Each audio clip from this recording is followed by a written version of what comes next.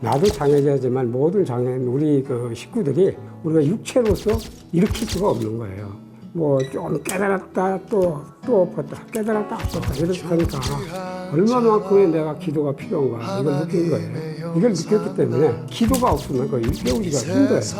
우리가 왜 우리 뒤에는 하나님이 계시니까 한번 막 믿고 한번 나가보자. 네, 감동드리겠습니다. 모든 제약길에서 목자 없는 양같이 모든 사람 길 찾아 헤맨다. 자비하신 하나님 독생자를 보내서 너를 지금 부르니 나오라. 이때라 이때라 주의 국을 받을 때가 이때라. 주의 식구와 겸손하게 아뢰라. 구원함을 얻으리 험한 십자가 위에 달려 돌아가신 주 다시 살아나셨네 기쁘다. 죄인 구원하실 때 어서 늦게 나와 크신 은혜 구하라 구하라. 이때라 이때라 주의 국을 받을 때가 이때라. 지금 듣게 나와 겸손하게 아뢰라. 구원함을 얻으리 주의 귀한 말씀에 영원 생명 있나니 주님 너를 용서해 주신다. 주님 오늘 위해 눈과 정성 다하여 주의 은혜 받으라 받으라. 이때라 이때라 주의 공일 받을 때가 이때라. 지금 듣게 나와 겸손하게 아뢰라. 구원함을 얻으리 세월 빨리 흐르고 세상 친구 가는데 너의 영혼 오늘 밤 떠나도 주의 구원 받으며 천국에서 영원히 주와 함께 살리라 살리라. 이때라 이때라 주의 공일 받을 때가 이때라. 지금 듣게 나와 겸손하게 아뢰라. 구원함을 얻으리 우리 임정준 권사님 나오셔서 우리를 위해 대표 기도드리겠습니다. 하늘과 땅의 모든 영광을 받으신 하나님 아버지 진심으로 감사드립니다. 아멘. 하나님 저희들의 모습으로는 주님 앞에 나와 예배할 수 없지만 예수 그리스도의 십자가 보혈로 말미암아 주님 앞에 나와 예배할 수 있도록 인도하여 주시니 참으로 감사드립니다. 아멘. 하나님 지난 한 주간 반석 위에 세운 인생이란 귀한 말씀을 가지고 현장 속에서 그리스도 되신 반석을 붙잡고 한동안 살아갈 수 있도록 인도하여 주시고 지혜로운 건축자의 삶을 살 수 있도록 축복하여 주시니 진심으로 감사드립니다. 아멘. 하나님 저희들이 모든 사람들을 이해하고 배려하고 섬길 수 있는 성숙된 모습으로 반석의 인생을 살 수 있도록 저희들의 삶을 날마다 주관하여 주시옵소서. 아멘. 하나님 오늘은 선교 주일로 하나님 예배 드립니다. 하나님 이제는 선교를 가슴에 품고 예수님의 지상 명령을 저희들이 최고의 미션으로 붙잡고 살아갈 수 있도록 주님 축복하여 주시옵시고 그것이 삶의 이유이고 우리가 존재하는 이유라고 하나님 말씀하셨사오니 이제는 저희들이 어느 누구를 만나든지 간에 예수가 그리스도라고 말할 수 있는 그런 믿음의 사람이 될 수 있도록 주님 인도하여 주시옵소서. 그래서 하나님 저희들의 삶 가운데 저희들 하나님 현실 가운데 하나님 증인의 삶을 살 수 있도록 저희들에게 증거를 날마다 허락하여 주시옵소서.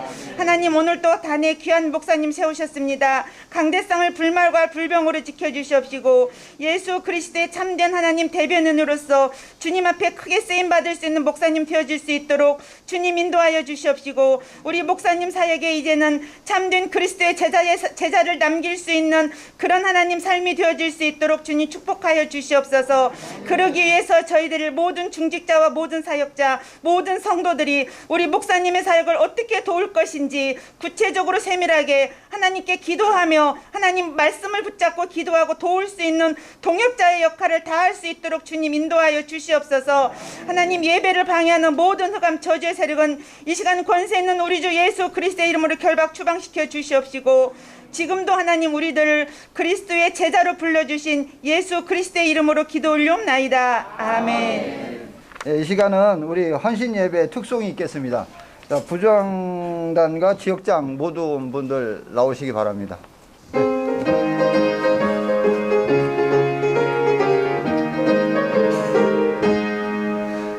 이런 몫이 거둘 자가 없는 이때에 누가 가서 거둘까? 내가 어찌 게으르게 앉아 있을까? 어서 가자 밭으로 보내주소서, 보내주소서.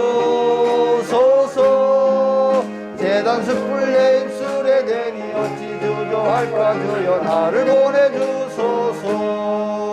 주가 두루 다니시면 두루나 따르는 자 적도다. 보라 주의 사랑하는 이곳 복심을 어서 거두러 가자. 보내주소서, 보내주소서. 재단 숯불에 입술에 대니 어찌 주저할까? 주여 나를 보내주소서.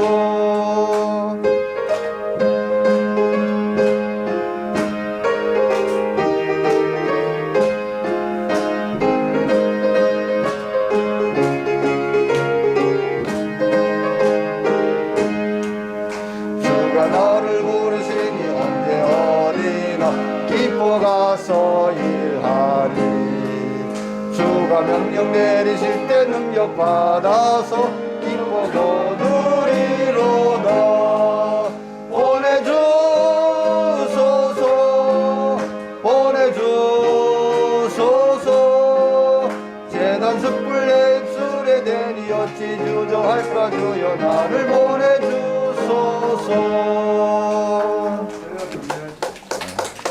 목사님 나오셔서 말씀 동독해 주시고.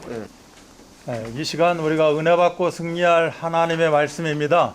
마태복음 28장 16절로 20절입니다. 11제자가 갈릴리에 가서 예수께서 지시하신 산에 이르러 예수를 배웠고 경배하나 아직도 의심하는 사람들이 있더라. 예수께서 나와 말씀하여 이르시되 하늘과 땅의 모든 권세를 내게 주셨으니 그러므로 너희는 가서 모든 민족을 제자로 삼아 아버지와 아들과 성령의 이름으로 세례를 베풀고 내가 너희에게 분부한 모든 것을 가르쳐 지키게 하라. 볼지어다 내가 세상 끝날까지 너희와 항상 함께 있으리라 하시니라. 아멘. 우리 다 함께 신앙을 고백하십니다. 주는 그리스도시요 살아계신 하나님의 아들이십니다. 아멘. 옆에 분을 축복합니다. 당신은 현장 선교사입니다. 아멘. 선교 작품이라는 제목으로 말씀을 전합니다. 이 말씀의 요약은 주보 안에 보면 간단하게 이렇게 요약이 되어 있고 그 말씀을 주제로 우리가 좀 더 이렇게 펼쳐 나가도록 하겠습니다. 다 펼치면 주보 앞뒷면을 다 채우기 때문에 최대한대로 요약해서 기록해 놓은 것이니까 그거 보시면서 함께 하시기 바랍니다. 우리가 지금 이렇게 교회를 우리가 나온다고 이렇게 이야기를 하죠. 우리 교회를 나온다, 교회를 간다. 뭐 교회 하면 우리가 이제 생각나는 게 예배가 있고요, 뭐 여러 가지가 있습니다. 그래서 교회 간다, 너 교회 갈래, 교회 나올래 이렇게 이야기하는 것보다는 야 우리 예배 드리러 가자 이제 이렇게 좀 이야기를 해야 좀 품격이 있어 보이고 이제 이렇게 됩니다. 자, 그런데 우리가 교회를 나온다, 교회를 간다, 예배를 드린다. 왜일까요? 왜일까? 내가 오늘 이렇게 시간 돼서 참 또 깨끗이 씻기도 하고 화장도 하고 옷도 갖고 있고 또 이렇게 향수도 칙칙 한두 방울 이게 뿌리기도 하고 이렇게 하는 이유가 뭘까요? 하나님은 보이지도 않는데, 하나님 보이지도 않는데 동그라니 건물이요 있는 것은 우리 사람들밖에 없는데, 또 사람들 이렇게 보니까 별로 은혜가 안 되는 사람도 있는 것 같고 뭐 이렇게 되기도 하고 여러 가지 상황이 뭐 그렇게 싹 좋은 상황도 아닌데, 그리고 또 오늘은 선교주일이라고 선교 헌신 예배 드린다고 또 후원헌금 헌금하라고 뭐 이렇게 저도 이렇게 준비를 했거든요. 이렇게 여기 몇 주 전부터 우리가 선교 후원헌금이라고 선교 주일 감사라고, 우리가 요때 되면 선교 주일이 되면 사실 봉투가 하나 제작이 돼요. 라고 특별 선교 헌금 봉투가 제작이 되는데, 이 세상이 하어수선하고 시대가 이러다 보니까 또 봉투 하나 제작해서 하면 시험 들 사람들이 많을 것 같아 가지고 봉투를 제작을 안 해요. 그래서 그럼 우리가 봉투를 제작을 하자 해가지고 전도 공동체 산하 11부서가 저희 드림교회를 중심으로 이렇게 이제 해가지고 헌신 예배를 계속 지금 드리고 있습니다. 그래서 이렇게 헌신 예배를 먼저 드린 곳은 저한테 이렇게 보내주셨고, 뭐 이렇게 그때 헌금을 리스트 이름도 다 해서 이제 다 해주셨어요. 그래서 저희는 이제 오늘 이렇게 헌신 예배를 드리고 마무리를 짓고 이렇게 진행하려고 합니다. 근데 왜 이렇게 하냐 이거죠. 도대체 결론은 왜 이렇게 하느냐, 이 이야기를 하고 싶은 거예요. 뭐 헌금을 많이 해야 된다, 적게 해야 된다, 그건 여러분 마음이고 여러분 중심에 의해서 하는 거고, 왜 해야 되느냐, 결론은 나 때문에 하는 겁니다. 뭐 교회 때문에도 아니고 목사님 때문에도 아니고, 선교하니까 저기 아프리카에 있고 어디 케냐에 뭐 유럽에 있고 캐나다에 있고 어디 선교사님들 뭐 우리가 뭐 헌금도 하자, 그분 위해서 하는 게 아니고 결론은 납니다. 나예요. 나 때문에 하는 거라니까. 나 때문에 교회 오는 거고 나 때문에 예배 드리는 거고, 뭐 누구 때문에가 없어요. 나예요. 나. 그러면 나 때문인데 나의 무엇 때문에 그러느냐, 결론은 구원입니다. 구원 때문에 헌금하고 구원 때문에 예배 드리는 거고 구원 때문에 교회 나오는 거예요. 그리고 한 가지가 더 응답입니다. 이름하여 이제 축복 이렇게 이야기를 하겠죠. 그래서 구원과 응답 때문에 내가 예배 드리는 거고, 하나님을 위해서 예배 드리는 거 아니에요. 하나님 영광 받아 주옵소서 하죠. 우리는 말은 그렇게 하지만 실질적인 것은 하나님이 나한테 영광을 아주 차고 넘치도록 달라고 그 중심을 가지고 하는 거지. 그러면 그 차고 넘치는 게 뭐냐, 한 두 마디는 구원과 응답입니다. 사실 구원 안에 다 들어가 있는 건데 이걸 조금 더 실감 있게 하기 위해서 구원과 축복인 거예요. 구원과 축복 때문에 여러분이 이 자리에 앉아 있는 것이고, 이 자리에서 또 교회 시간표 따라서 교회의 흐름 따라서 복음의 흐름, 말씀의 흐름, 어떤 그런 여러 가지 영적인 그 흐름에 따라서 이렇게 하도 저렇게 하도 하고 우리는 이제 따라가는 거죠. 나를 따라오라고 했기 때문에 예수님을 따라가는 거예요. 예수님 따라가는 게 뭐예요? 교회 방향 따라가는 거죠. 그래서 제가 쓸데없이 여러분들한테 뭐 헌금합시다 이런 이야기 하는 게 아니고, 교회의 흐름을 제가 알기 때문에 교회의 흐름 따라서 우리가 먼저 앞장서서 갑시다, 이제 이렇게 이야기를 하는 거죠. 그럼 궁극적인 건 뭔데? 여러분 때문에 그러는 거예요. 나 때문에 그런 거죠. 나의 구원, 나의 응답 때문에 그런 것이다. 그래서 오늘 이렇게 말씀을 여러분이 깊이 듣고 묵상하고 붙잡는 것도 나의 구원과 응답인 겁니다. 아멘. 절대 놓치시면 안 돼요. 자, 오늘은 선교 주일이다. 1년에 한 번 우리가 절기를 가지고 마음을 더 확인하는 시간, 말하자면 선교라에 대해서 확인하고, 부활절인 부활에 대해서 또 확인을 하고, 장애인 주간 하면 장애인 어떤 사역에 대한 또 확인을 하는, 그래서 더 힘을 가지고 1년 12달 365일 힘차게 우리가 이 의미를 가지고 살아갑시다, 이런 의미가 돼요. 그래서 선교입니다. 주제는 선교. 선교인데 선교가 뭐냐, 한마디로 내 삶의 존재 이유라는 거죠. 내가 왜 사느냐, 내가 지금 살아있잖아요. 내가 지금 이렇게 예배드리고 있어요. 내가 식사를 하고 내가 누구를 만나고 경제활동을 하고 이렇게 하고 있는 그 존재 이유가 뭐냐, 선교라는 겁니다. 선교. 자, 그러면 선교하면 우리가 생각을 하죠. 외국 선교만 선교로 생각을 해요. 선교하면 그냥 앞으로 바깥에 나가야 되고, 나는 뭐 전혀 나하고는 관계가 없고, 나는 이 동네에서밖에 뭐 나간 적도 없고, 봐봤자 TV나 뭐 듣는 걸로 그냥 저기 우리 그 대한민국 저기 반대쪽에는 페루가 있고 뭐 요런 거 그냥 듣는 정도, 요 정도지 나는 선교 외국어 전혀 관계가 없다, 잘 모른다 라고 이야기할 줄 모르지만 그분들은 선교를 오해하는 겁니다. 잘 모르는 거예요. 자, 그걸 잘 모르는데 어떻게 내가 구원과 응답이라는 것을 나의 열매로 가질 수가 있느냐는 거죠. 그래서 오늘은 여러분이 이 선교 하나만은 확실히 붙잡으셔야 됩니다.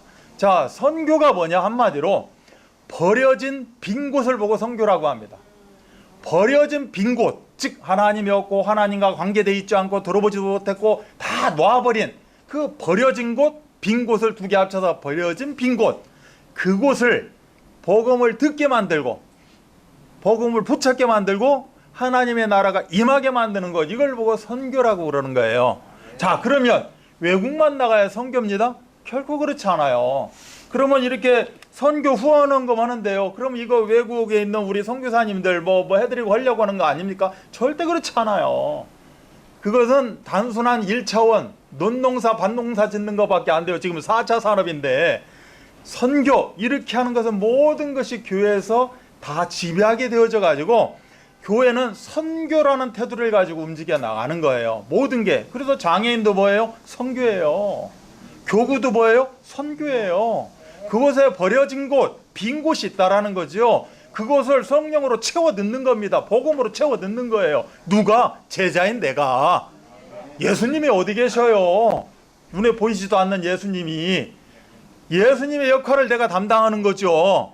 아멘. 육신의 예수님이 안 계신다니까. 근데 육신의 예수님이 저 이렇게 장애를 가지고 있는 제 육신이 그렇게 좋다는 거죠. 그래서 네 육신을 사용하자는 거예요. 그리고 버려진 빈 곳이 있다는 거죠. 제가 갈 수 있는, 제가 움직일 수 있고, 제가 자동차가 운전을 해요. 그러니까 버려진 빈 곳을 멀리 갈 수가 있어요. 제가 비행기를 마음껏 탈 수 있어요. 더 멀리 갈 수 있어요. 제가 배 멀리를 안 해요. 30일도 타고 갈 수가 있어요. 화물선을 타든 뭘 타서. 그래서 먼 곳, 그 버려진 빈 곳 가는 거예요. 근데 나는 이 지역에 살고 있고 이 지역을 벗어나지를 못했어요. 그럼 이 지역에 버려진 빈 곳, 아멘? 하나님이 제자인 나를 들어 쓰셔서 그것을 예수로 채우겠다는 거죠. 이게 선교예요. 아멘? 선교하니까 지금도 이제 저기 6군데 이렇게 렘너트 위원회에서 뭐 영어 뭐 이런 데 다 그 원어로 가지고 이야기를 설교를 할 텐데 그것만 선교냐? 그렇지 않습니다. 그래서 선교, 외국 선교를 모르는 사람도 장애인은 무조건 선교라고 이야기를 해요. 왜? 그 정도로 힘들고 어렵고 소통이 안 되고 버려진 빈 곳이라는 거예요. 실컷 이야기를 했는데 이러고 있다니까. 대화를 했다니까. 서로 주거니 받거니. 나중에 이야기하면, 나중에 만나면 뭐라고 그래요? 언제 그랬냐는 거죠. 이렇게 되기도 해요. 서로 금방 이야기하고 뒤돌아서 이야기하면 언제 그 소리 했냐는 거지. 이해가 안 가. 그럼 제가 이렇게 말씀을 전할 때 참 이게 이해가 다 되면 좋은데 이해가 안 될 수 있다는 거죠. 그럼 뭐예요? 딴소리 하는 거죠. 그러면 그게 뭐죠? 버려진 빈 곳이에요. 그곳에 예수님 말씀을 제대로 알아들을 수 있게 만들어주는 것, 이것이 선교입니다. 아멘? 여러분이 가서 다락방을 하고 말씀 운동을 하고 예를 들어 신방을 하고 지교회를 하고 이게 모든 게 다 선교예요. 아멘? 아멘. 선교의 오리지널 그 의미가 바로 이겁니다. 그래서 이 선교를 통해서 뭘 하자? 뭔가 작품을 만들어내자는 거죠. 나는 미술 실력도 없고 뭐 이런 예능의 실력이 없는데 아니죠.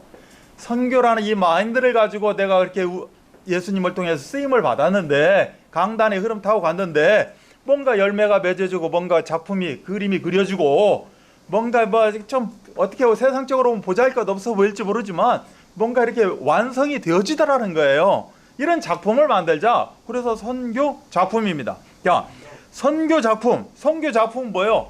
하나님이 원하시는 거예요.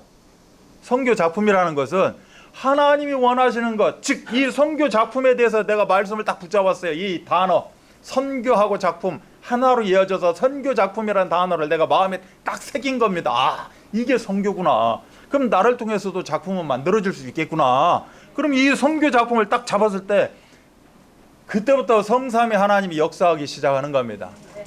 나의 능력이 부족한 줄 알고, 내가 없고 내가 힘든 줄 알고 성령이 움직여서 나의 역할 이상의 것들을 감당해 내신다라고 이야기하는 거죠. 그래서 하나님이 원하시는 걸 내가 다 붙잡을 때 성삼위 하나님이 역사하시고 응답 주시고 기적을 베푸신다.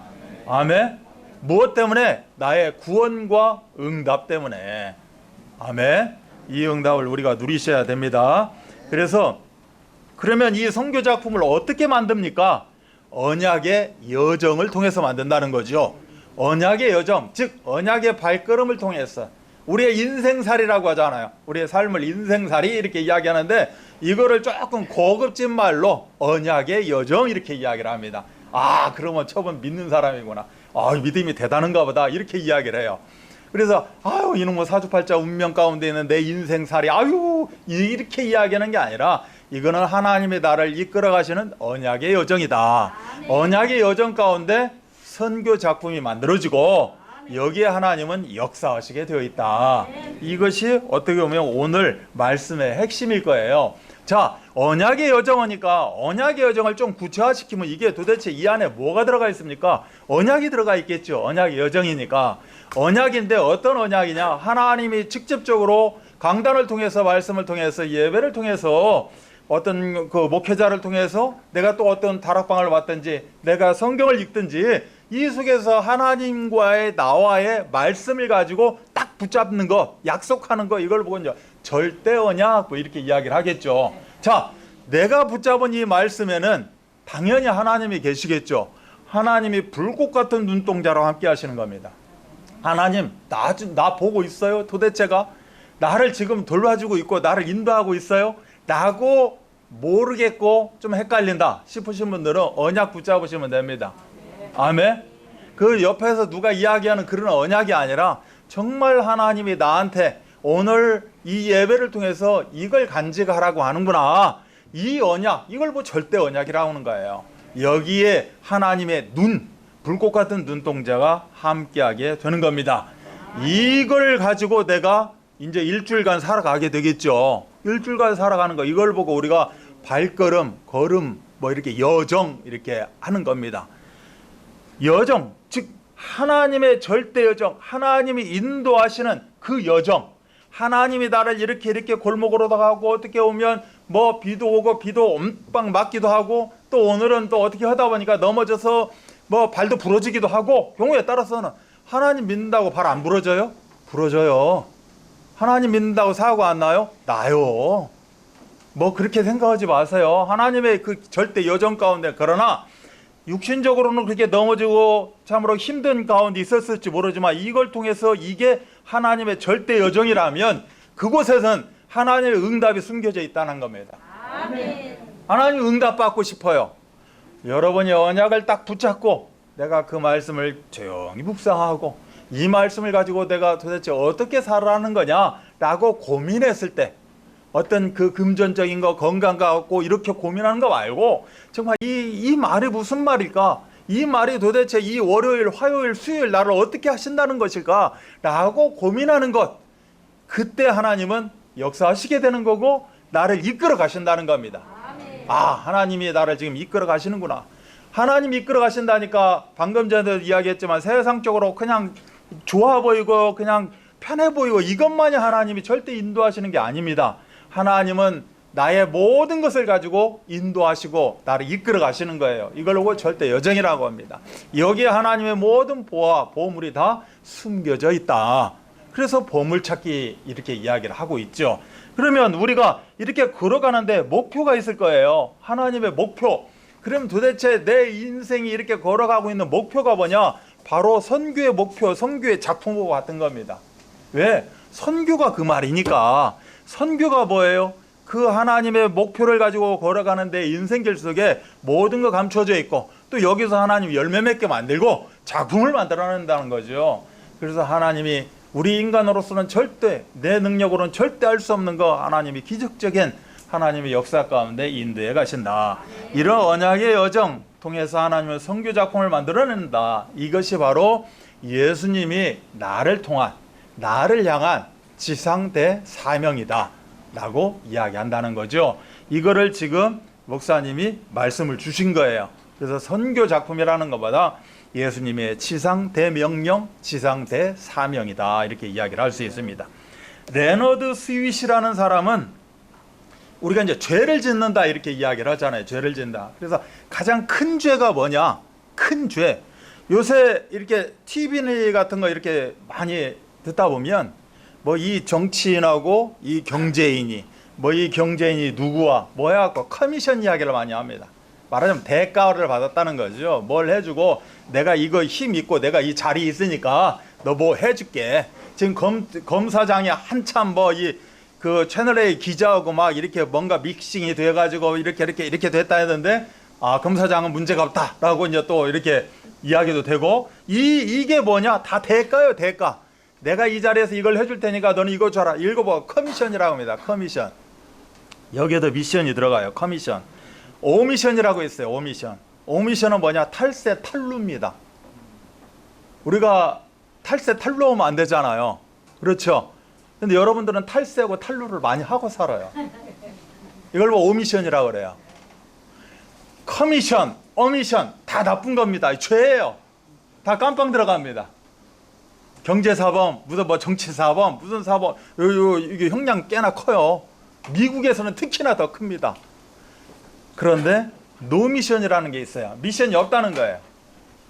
커미션, 오미션은 그래도 봐줄만 해. 그렇게 큰 죄도 아니야. 근데 노 미션, 미션이 없다는 겁니다. 노 미션은 제일 가장 큰 죄가 노 미션이다라는 거예요. 말하자면 성교에 대한 마음이 없고 사명에 대한 마음이 없는 거예요. 하나님이 나를 이 땅에 왜 불러주셨는지 전혀 깨닫지 못하고 살아가는 거죠. 하나님이 7월 달에 나를 왜 보내주셨는지를 깨닫지 못하고 살아요. 그래서 7월 생일잔치를 했더니 나는 8월이라네 또. 이렇게 생각하고 삽니다. 어떤 사람은 카톡 지난달에 생일잔치였는데 지금 카톡에 생일이라고 뜨더라고 헷갈리게. 이러고 사는 게 우리 세상이에요 지금. 말하자면 혼돈방황 공허 가운데 살아가는 게 세상이에요. 이 세상 가운데 나는 절대 목표를 향해서 절대 언약을 가지고 하나님 이끌을 일을 만나면 절대 여정 가운데 간다. 여기에 성교의 비전이 있고 성교의 작품이 있다. 아이 뭐 이건 어쩌고 저쩌고 또 자기 생각대로 합니다. 자기 생각이 아니라 하나님의 생각대로 하는 것이다. 아멘.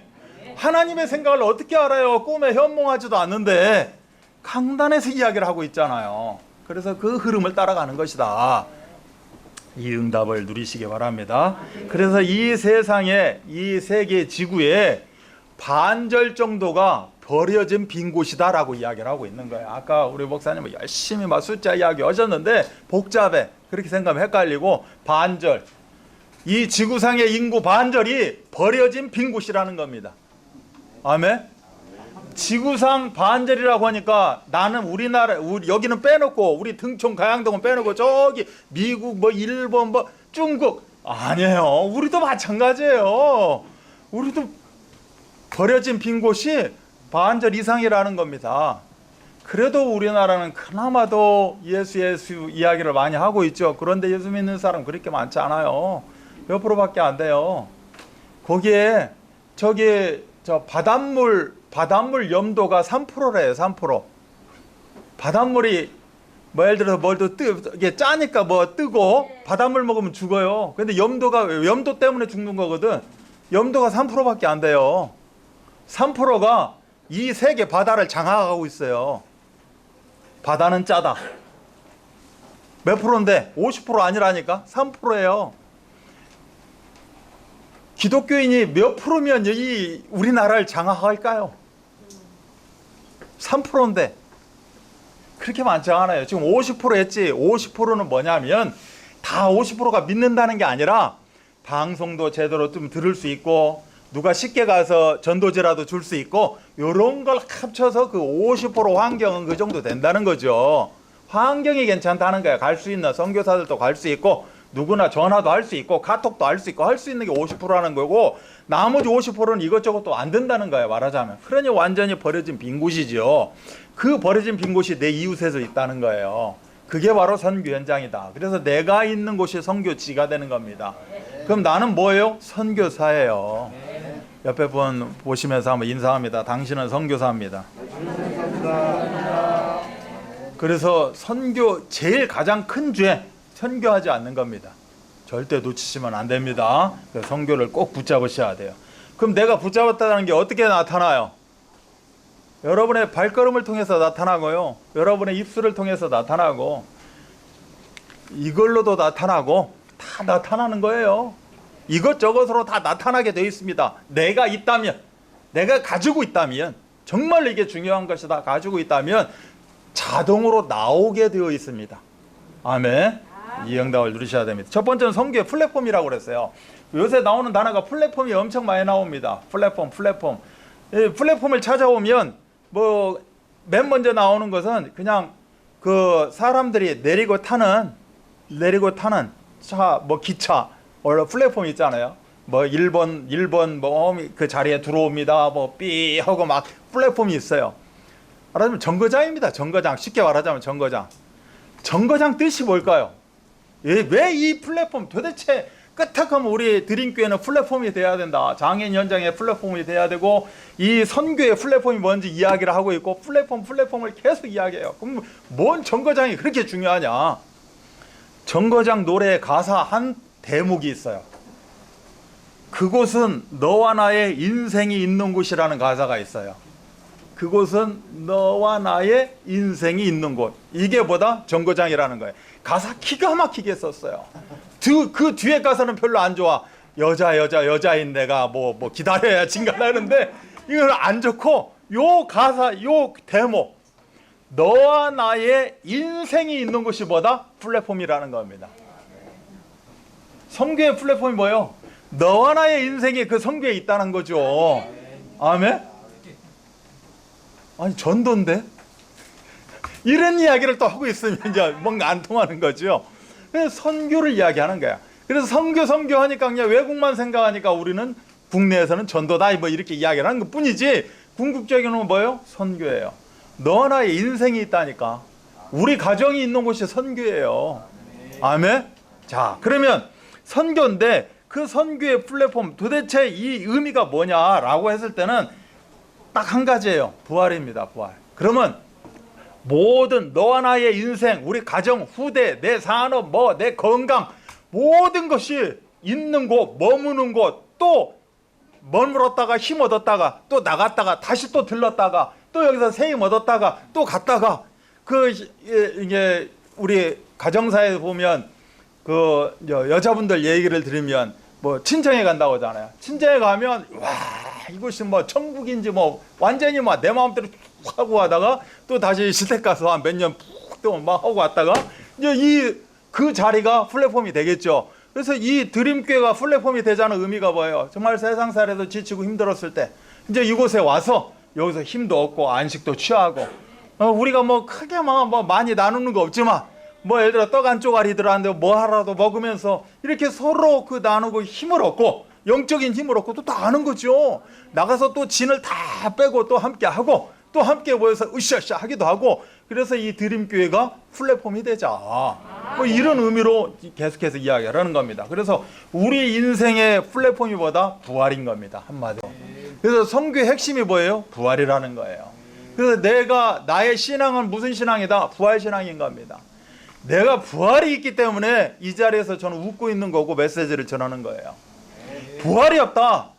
그럼 영원히 말하자면 영원히 죽음 가운데서 이 땅 살다가 어찌됐건 죽을 거니까 이 땅에서도 장애인으로 살다가 죽어서도 장애인으로 썩어져 가야 된다는 거죠. 그런데 우리 하나님은 결코 그렇게 만들어 놓지 않았어요. 네가 이 세상 가운데 비록 장애가 있고 어둡고 침침하고 여러 가지 악조건 상황 가운데 살았을지 모르지만 그건 너의 잘못이 아니라는 거죠. 하나님의 성교를 향한 하나님의 뜻과 비전이라는 거예요. 그래서 네 주위의 옆에 다 이 성교를 붙잡을 수 있는 그런 모든 만남과 모든 어떻게 보면 책자와 그런 사람들의 말과 이런 거를 다 만남을 만들어 놨다는 겁니다.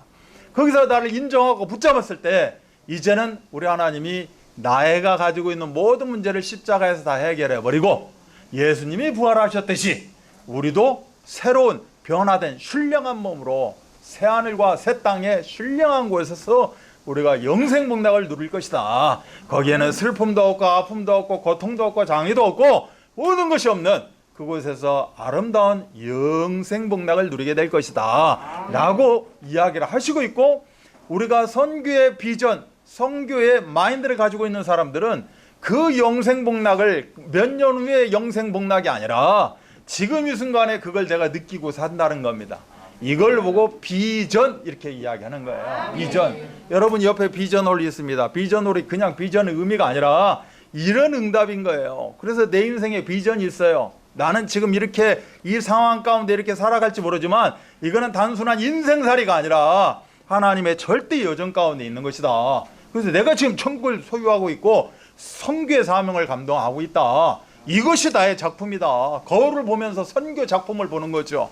아, 하나님은 이 이창호 목사를 선교 작품 이렇게 만들어놨구나. 아멘. 이 안에는 어마어마한 것들이 다 들어가 있는 거예요. 여러분이 그걸 안 나타내주고 지금 개발이 안 돼서 그런 것이지, 여러분이 그 말씀 가운데 붙잡혀 살게 되면 내가 한 걸음 작은 것부터라도 내가 선교의 작품을 만들어보자 움직여 나갈 때 말씀은 살았고 활려있고 역동성이 있는 겁니다. 그리고 여러분의 모든 부분을 치유하고 수술해버려서 새롭게 회복된 그런 응답을 우리가 누리며 살아갈 수 있게 만든다. 이것이 바로 우리 인생의 사는 이유, 존재 이유요. 그래서 이 존재 이유가 뭐다? 바로 부활신앙이다. 그럼 나는 누군데요? 부활신앙을 가지고 있는 나는 부활의 증인이라는 겁니다. 그래서 한마디로 선교의 플랫폼은 뭐다? 부활의 증인인 겁니다. 우리 여기 장로님 두 분 계시고 여기 한 분 계시네요. 우리 장로님들, 자, 선교의 플랫폼이에요. 왜? 부활의 증인이기 때문에. 아멘. 장로님들을 만나면 선교가 뭔지를 깨닫게 되고, 말하자면 정거장이에요. 장로님을 만나면 말하자면 굉장한 복을 받는 복된 만남이 되겠죠. 축복된 만남.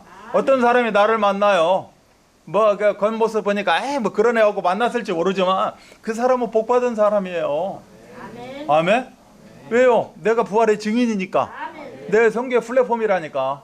나를 거쳐 지나가야 돼요. 사람들이 나를 거쳐 지나가야 그 사람들이 힘을 얻는다는 겁니다. 구원을 받아요. 아멘. 이 부활의 증인, 이것이 바로 선교의 플랫폼이 되는 겁니다. 그래서 선교사 바울은 본인이 육신적으로는 그렇게 고통 가운데 있었지만 이 의미를 가지고 살았던 사람이 선교사 바울이에요.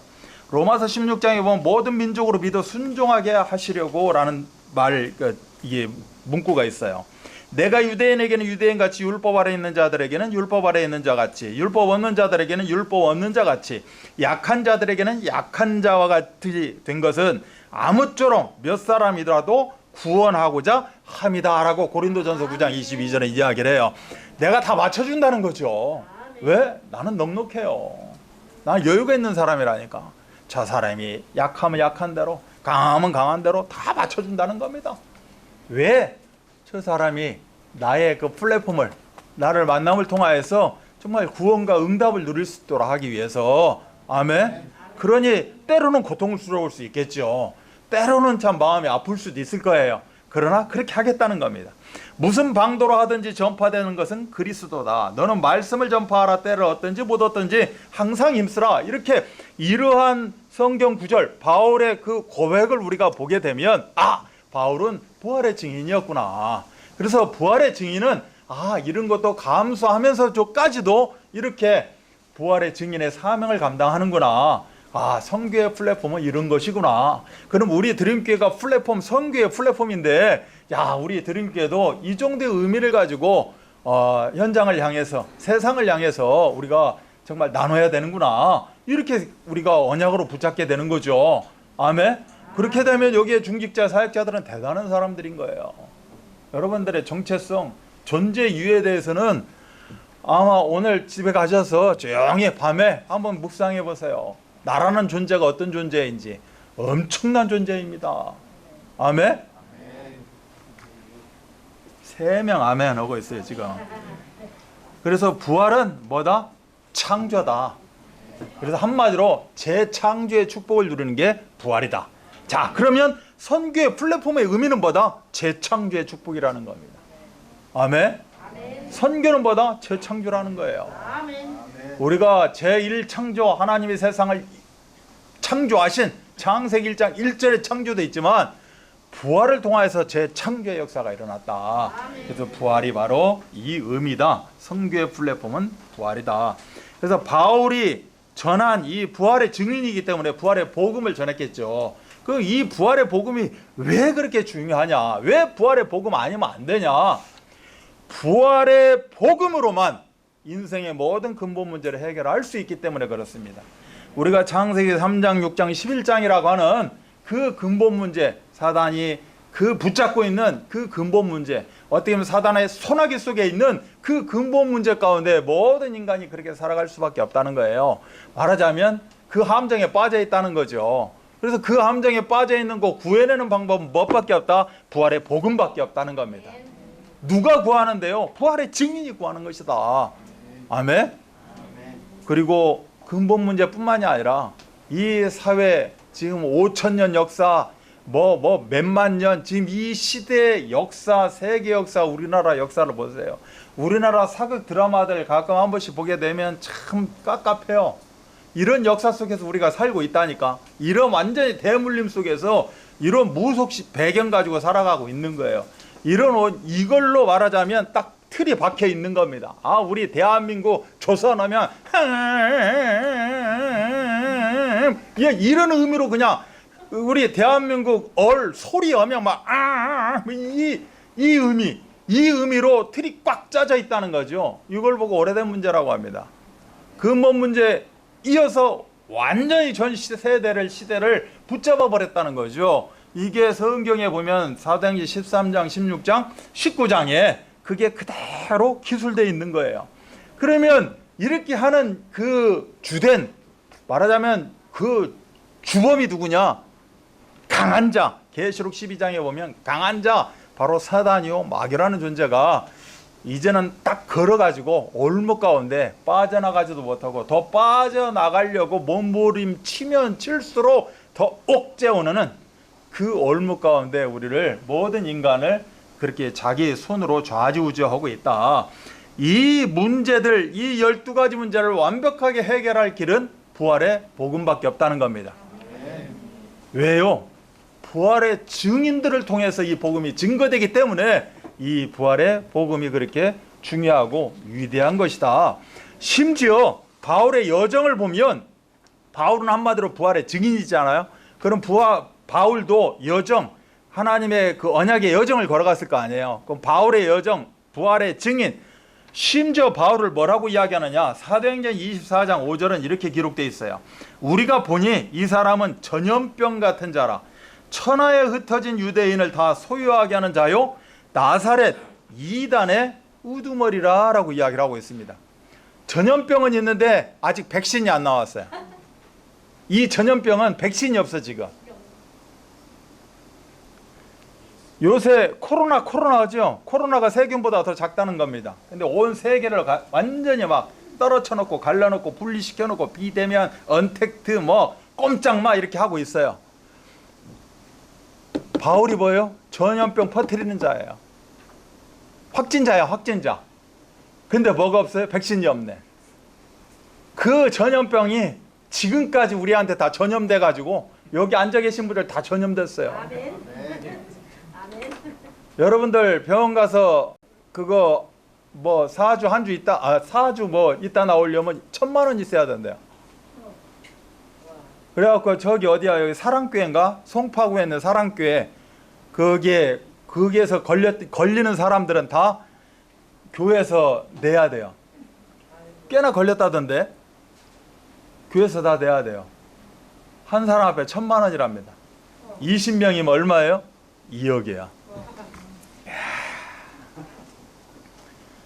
그런데 이 바울이 전염시키고 다닌 이 전염병, 이게 바로 부활의 복음입니다. 아멘. 아멘. 여기에 우리가 부활의 증인이죠.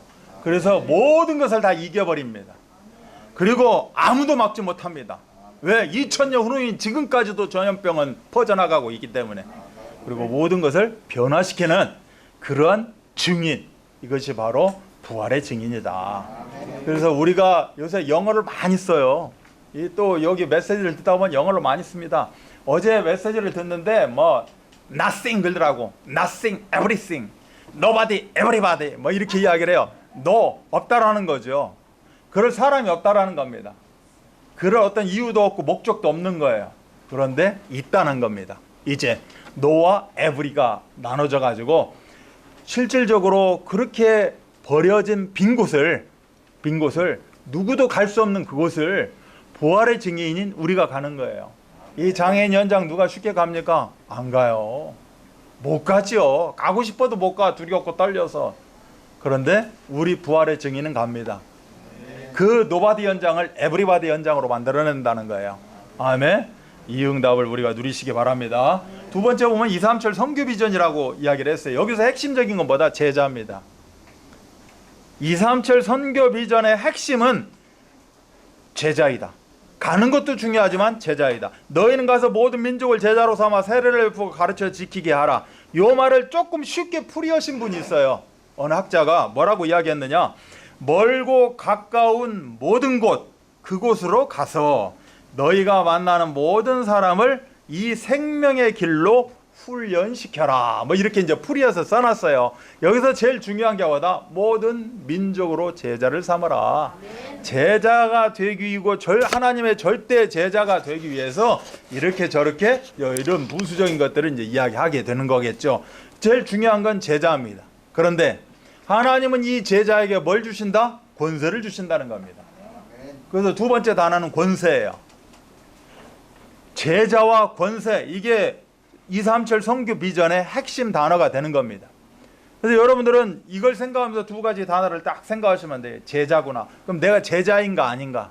내가 제자이기 위해서는 방금 전에 이야기했던 버려진 빈 곳을 내가 어떻게 바라보고 있는가? 애통한, 애끓는 심정으로 바라보고 있는가? 오늘 결론에서 이야기한 그 애타는 심정. 누구는 계속해서 말씀을 듣고 있는데 어느 현장에서는 아예 말씀조차 들어가지 못하는, 듣지도 못하는 그런 현장이 있는가 하면 이 현장에서는 굉장히 응답받고 있는데 응답이 뭔지도 모르고 살아가고 있는 그런 현장들이 있다라는 거죠. 그 현장을 바라보면서 내가 애끓는 심정이 있다. 이 사람들 보고 부활의 증인이라고 합니다. 그러면 내가 부활의 증인이 됨과 동시에 확인되어진과 동시에 나에게는 부활의 복음이 움직이기 시작하는 거예요. 왜? 내가 들었던 말씀, 복음의 말씀이 나는 다 잊어버린 줄 알았는데 나오게 되어 있습니다. 아멘. 그래서 세상 말로 자리가 사람 만든다고 그래요. 자리가 사람 만든다는 겁니다. 여러분 회전의지 앉혀놔 보세요. 그러면 아하 여봐라 비서 이렇게 바로 목소리가 변해서 나옵니다. 냐냐냐냐 하고 살다가 갑자기 그냥 등 딱 피고 그냥 그렇게 나오게 돼 있어요. 자리가 그렇게 만든다고 하죠. 우리는 부활의 증인이에요. 이게 자리입니다. 아멘. 그럼 여러분의 안에 들었던 부활의 복음은 나오게 돼 있어요. 아멘. 그런 사람들로 뭐라고 한다? 제자라고 합니다. 그래서 하나님의 부름받고 하나님의 보냄을 받은 제자, 그래서 절대 제자 이제 이렇게 이야기를 하죠. 그 제자는 하나님이 어떻게 한다? 권세를 허락하신다. 하나님의 무한 권세를 허락하신다. 어떻게? 내가 너와 항상 함께하면서 네가 가는 그 현장 가운데 가고 있을 때 너 혼자 외롭다 생각하느냐? 절대 그렇지 않다. 하늘 보좌에서 내가 일어서서 너를 여호와의 눈으로 불꽃 같은 눈동자로 지키면서 함께하고 있다. 그래서 그때그때 적재적소에 하나님의 능력이 나타나도록 그렇게 역사하시겠다라고 하는 것이 이 권세의 말씀인 거예요. 그래서 예수 권세, 내 권세 우리가 이렇게 이야기를 하잖아요. 그럼 예수의 권세가 뭐냐? 오늘 핵심 하늘과 땅의 모든 권세, 예수의 권세 이렇게 이야기를 합니다. 그리고 빌립보서 3장 21절은 만물을 복종케 하는 권세예요. 내가 가는 모든 현장의 만물이 내 무릎 앞에 꿇게 돼 있다니까요. 아멘? 벌벌 떨 것이 없어요. 내가 부족해요? 내가 못 배웠어요? 떨 것이 없다니까. 나에게는 이러한 권세가 있다는 사실입니다. 마태복음 9장 6절은 인자가 세상에서 죄를 사하는 권능이 있는 줄을 너희로 알게 하려 함이라. 내가 인자의 인자, 예수님이 인자고 내가 인자입니다. 아멘?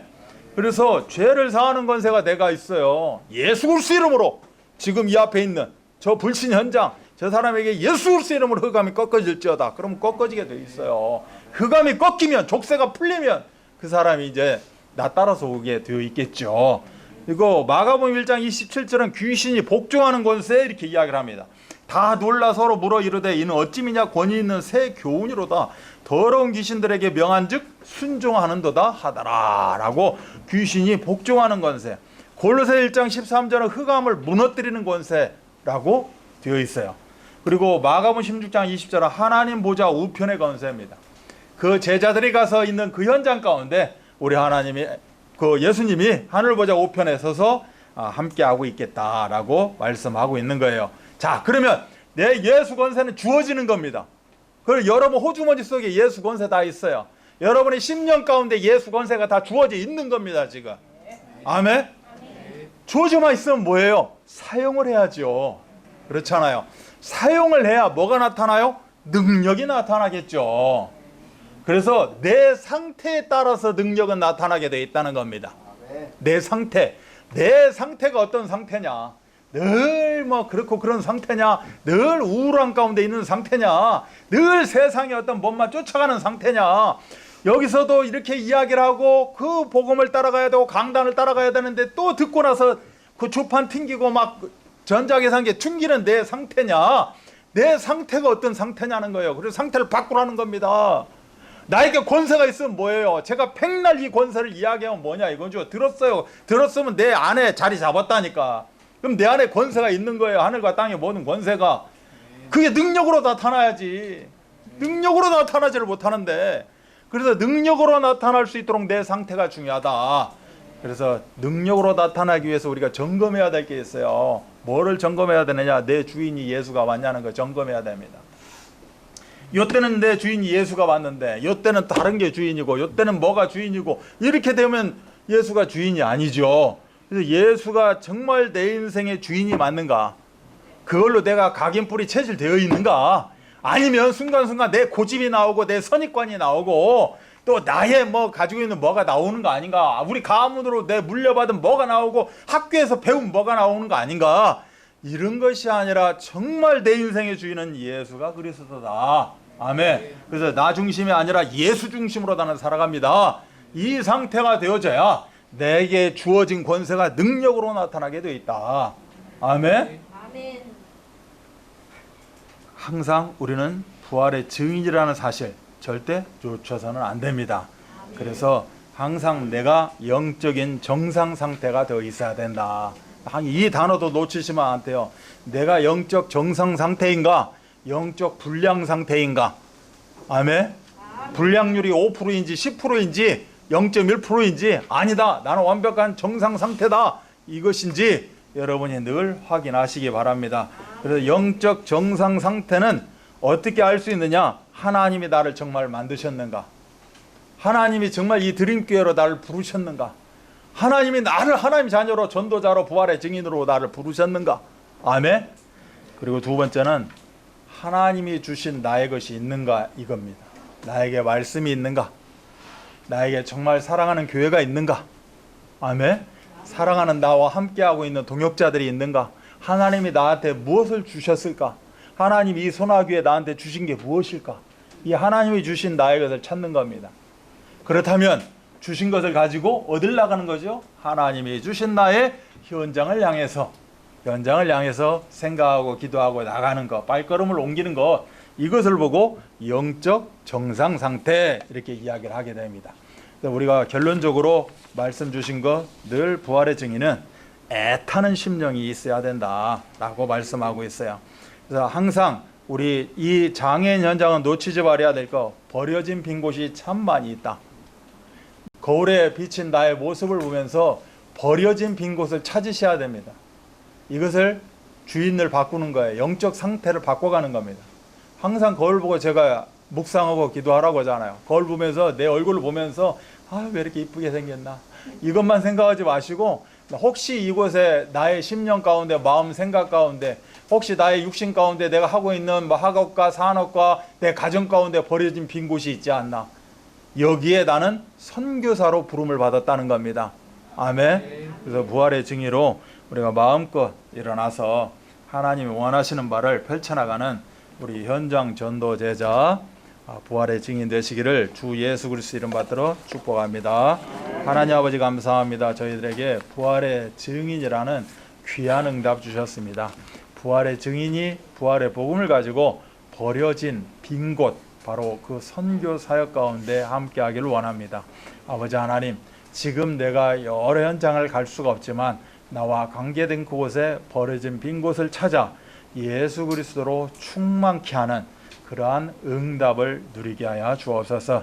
하나님께 정말로 내가 하나님이 주신 나의 것을 가지고 하나님께 다시 돌려드리는 그런 응답도 우리가 경험하여 누릴 수 있도록 축복하여 주옵소서.